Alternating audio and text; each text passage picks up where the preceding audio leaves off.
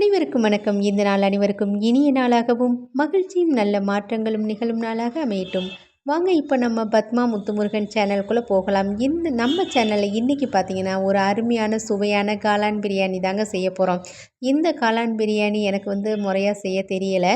என் பையன்கிட்ட தான் எப்படி செய்யணும்னு சொல்லி கேட்டேன். அவன் தான் இந்த டிப்ஸ் எனக்கு கொடுத்தான். செஞ்சு பார்த்துட்டு ரொம்ப அருமையாக இருந்தது. என் வீட்டுக்காரரு, எங்கள் அம்மா எல்லாருக்கும் சாப்பிட கொடுத்தேன். ரொம்ப நல்லா இருக்குது அப்படின்னு சொன்னாங்க. அதனால என் பையன் வீட்டில் இருந்தான்னா அவன் எனக்கு ஏதாவது செஞ்சு கொடுத்துட்ருப்பான். இப்போ நான் சிக்கன் சாப்பிட்றது கொஞ்ச நாளாக நிப்பாட்டி வச்சுருக்கேன். அதனால ஏதாவது காரசாரமாக சாப்பிடணும்னு தோன்றதுனால, சரி காளான் பிரியாணி செய்யணும்ப்பா, எப்படி செய்யணும் அப்படின்னு சொல்லி கேட்டேன். உடனே அவன் சொல்லி கொடுத்தான். அவன் சொன்ன மெத்தடில் தாங்க இந்த பிரியாணி நான் செஞ்சுருக்கேன். நம்ம காளான் பிரியாணி செய்ய போகிறோங்க. காளான் பிரியாணிக்கு தேவையானது பட்டை, கிராம்பு, கல்பாசி, பிரிஞ்சி இலை இந்த மாதிரி எடுத்துருக்கீங்க. அது கூட மல்லி இலை, வெங்காயம், அப்புறம் கருவேப்பிலை, சின்ன வெங்காயம் கட் பண்ணி வச்சுருக்கேன். கொஞ்சம் கொஞ்சமாக, பெரிய வெங்காயம் இல்லாதனால நான் சின்ன வெங்காயம் எடுத்துருக்கிறேன். அப்புறம் புதினா இலை, தக்காளி. அது கூட நம்ம இஞ்சி பூண்டு பேஸ்ட்டு, தயிர், அப்புறம் பார்த்திங்கன்னா கரம் மசாலா, அப்புறம் மிளகாத்தூள், மஞ்சள் தூள். முக்கியமான இன்க்ரீடியன்ட்ஸ் என்னென்னா நம்ம காளானை கட் பண்ணி வச்சுருக்கோங்க. சரி, இது எப்படி செய்யலான்னு பார்க்கலாம். இன்னைக்கு காளான் பிரியாணி நான் குக்கரில் தான் செய்ய போகிறேன். இப்போ பார்த்திங்கன்னா ஒரு குக்கரை வச்சுட்டு அதில் நல்லெண்ணெயை தான் ஊற்றிருக்கேன். இப்போ கொஞ்சம் எண்ணெய் காஞ்சிடுச்சு. அது கூட நம்ம கடுகு உளுந்தம் பருப்பு போடுறோம். அதுக்கு பிறகு வெங்காயத்தை போட்டுக்கிறோம்.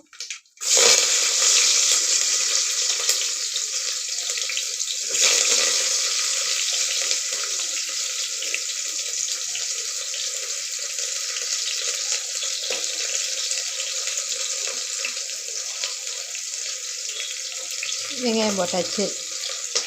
அதுக்கு பிறகு இப்போ பட்டை, கிராம்பு, கல்பாசி, பிரிஞ்சி இலை எல்லாத்தையும் போட்டுடலாங்க. இப்போ வெங்காயம் பார்த்திங்கன்னா கொஞ்சம் பொன்னிறமாக வந்திருக்கு. அது கூட இந்த எல்லா கலவையுமே போட்டாச்சு.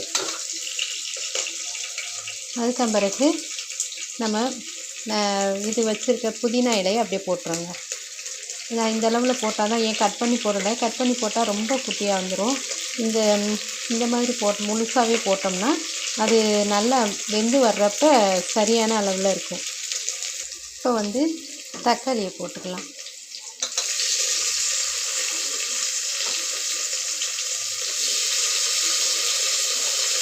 அதையும் ஒரு கிளறி விட்டுட்டு கொஞ்சம் நேரம் அது வதங்கட்டும்.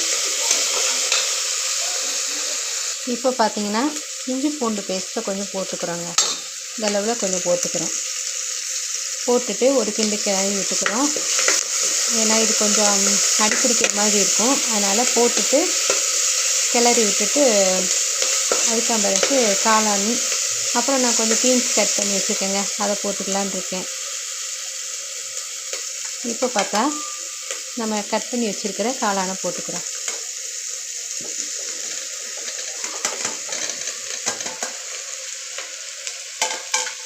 இதை ஒரு கிளறி அப்புறம் பீன்ஸையும் கிளறி அதுக்கு பிறகு கொஞ்சம் உப்பு போட்டு நல்லா கொஞ்சம் நேரம் பீன்ஸும் காளானும் நல்லா கொஞ்சம் வேகிற மாதிரி பருத்து கொண்டு வருவாங்க. இதிலே இப்போ நம்ம கொஞ்சம் காளான் போட்டுட்டு அது கொஞ்சம் நல்லா வேக ஆரம்பிச்சிருச்சு. அது கூட இப்போ நம்ம பீன்ஸை சேர்த்து ஆட் பண்ணியிருக்கோம். அப்புறம் இது கூட பார்த்திங்கன்னா மஞ்சத்தூள், மிளகாத்தூள், கரம் மசாலா போட்டு இப்போ இது கூட ஆட் பண்ணிக்கிற போகிறோம். இதில் இந்த கலவையில் மஞ்சத்தூள், மிளகாத்தூள், கரம் மசாலா 3 போட்டுட்டு இப்போ கொஞ்சோன்னு தயிர் ஆட் பண்ணிக்கலாம்.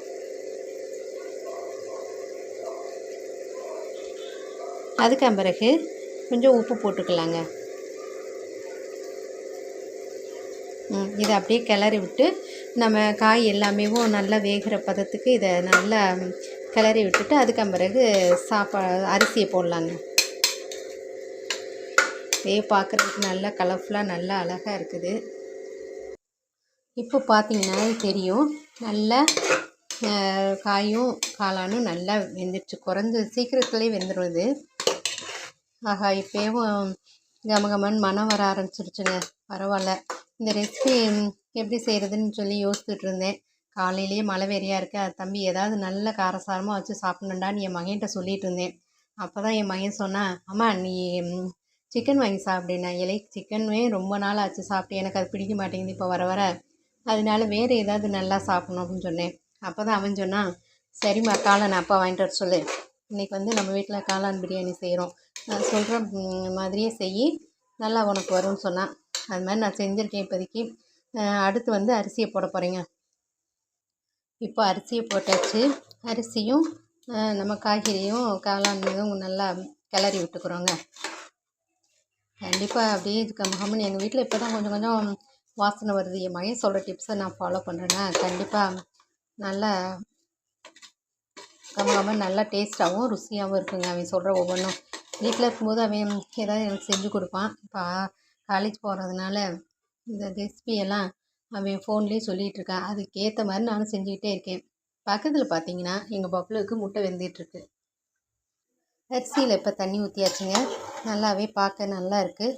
எல்லாமே இந்த விசில் வந்த பிறகு எப்படி இருக்குன்னு பார்க்கலாம். சரிங்க, இப்போ பார்த்தீங்கன்னா காளான் வந்து நல்லா பிரியாணி நல்லா வெந்துருச்சு. நல்லா கிளறியாச்சுங்க. இப்போ நம்ம அழகாக காளான் பிரியாணி முட்டையோட வச்சு சாப்பிட போகிறோம்.